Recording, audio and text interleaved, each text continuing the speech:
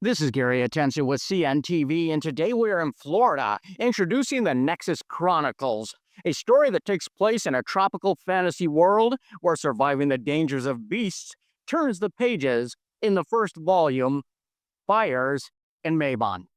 I am joined here with the author, James Flanagan Jr. Thanks so much for joining us here today. Glad to be here. I'm going to start off a little bit about yourself. I mean, you were basically formally educated at Southern Technical College. You were raised in small towns, really, where the tallest buildings are only a few stories high. So, share with me, when did you decide to write fantasy stories with massive sized places? Namely, it was in recent years because whenever we reflect on ourselves, we always think, oh, this is my entire world, this is my entire life. But then we never see the perspective outside of that. So I wanted to immerse readers in a world that was grander than anything they could imagine and larger than life itself. I mean, authors are great for that. Basically, taking me out of my little world and placing me somewhere totally different. I love that. What first inspired you, would you say, to become a writer? Quite honestly, my lifetime spent just playing through video games and exploring all the different worlds in there, reading different books and volumes, watching different movies, and hearing other people's stories.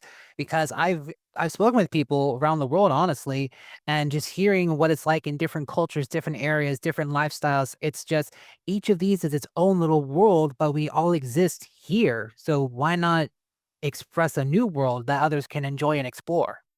Would being a writer something you think you'd like to pursue professionally, or minimally, do you just love putting a story out there and sharing it with people?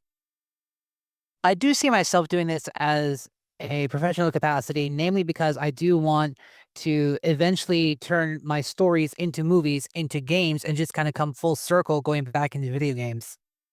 Excellent. Can you kind of walk us through your writing process? I mean, from the initial idea to the final manuscript.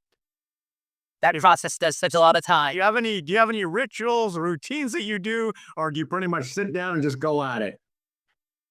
The best ritual that I have is literally shutting everything down. No TV, no games, not even my phone, while I go deep diving into my own story. Because if I have any distraction, I'll be pulled away from my immersion. So I need to be completely isolated and solitary to work in any capacity. So you're talking about shutting down everything, even the games that inspire you to write. You got to shut everything down. I mean, touch on the research into the naming mechanics, the language, and even the magic system in your book. Was there some research done on that on the back end? Quite a bit, yes. I've always been fascinated with the language of flowers. And so a lot of times people don't understand that the names of things still have meaning. And so the names of the characters, the names of the places, depending on what plant or flower it's derived from, has a meaning inside the story that helps build upon itself. Excellent. How would you say you developed your characters? And do you ever find that they kind of take on a life of their own as you write about them? They actually do. And most of my characters are inspired by real people I know. And so every person in my book is based on someone in my real life, but I let that personality go down a different direction from how I know them myself into how they would be themselves somewhere else. This first volume is really about experiencing new things. What themes or messages do you find yourself drawn to while you are writing this first volume?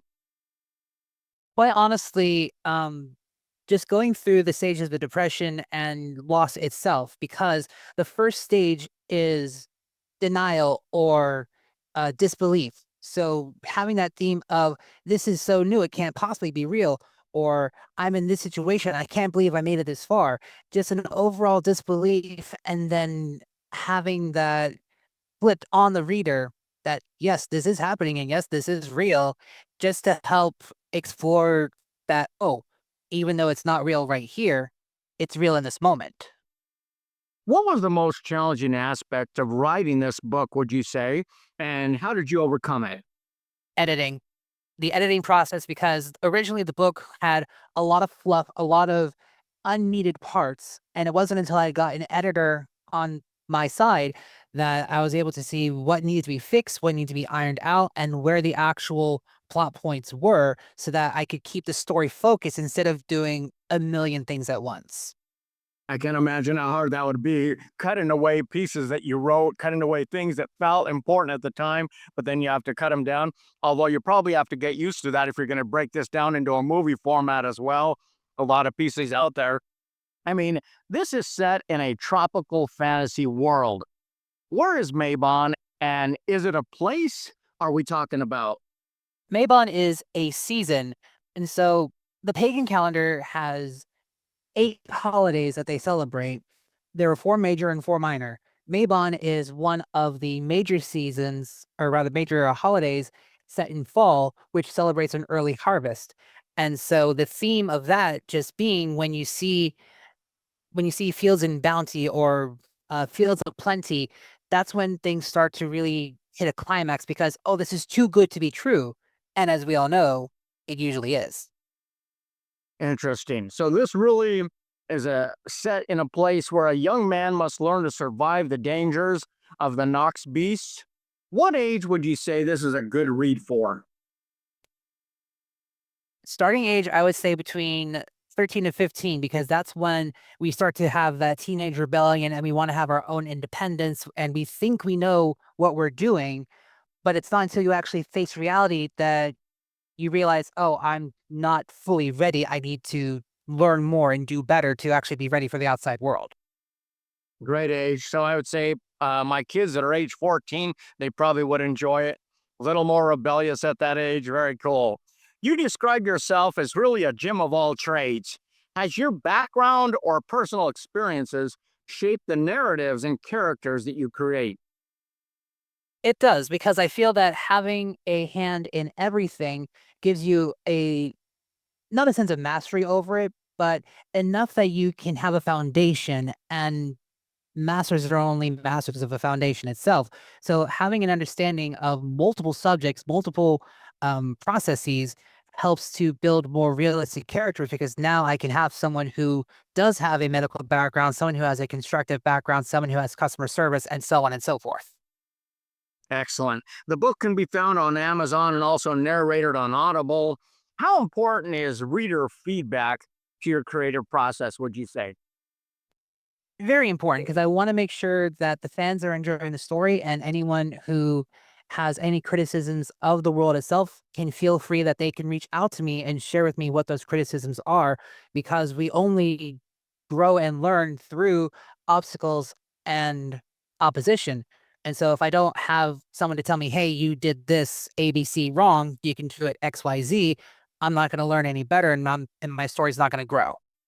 You're going to have to send me a download for one of my kids. I think they might enjoy that story, something they could check out. James, you have always been a curious learner, wanting to know everything, never ending questions, and really a thirst for knowledge.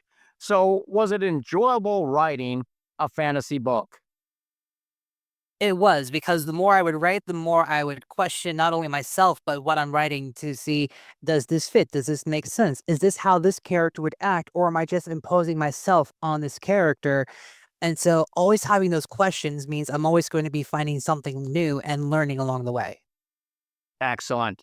Great story. I hope a lot of folks go check it out. Download it right there on Amazon online. Viewers, take a look at the bottom of the screen, and what you're going to see is the Amazon page where basically you can order his first volume in the Nexus Chronicles. It's in hardcover, or also Kindle download. Once again, that is the Nexus Chronicles, Fires in Mabon by James Flanagan Jr. This is Gary Atencio with CNTV. And if you don't know, now you know.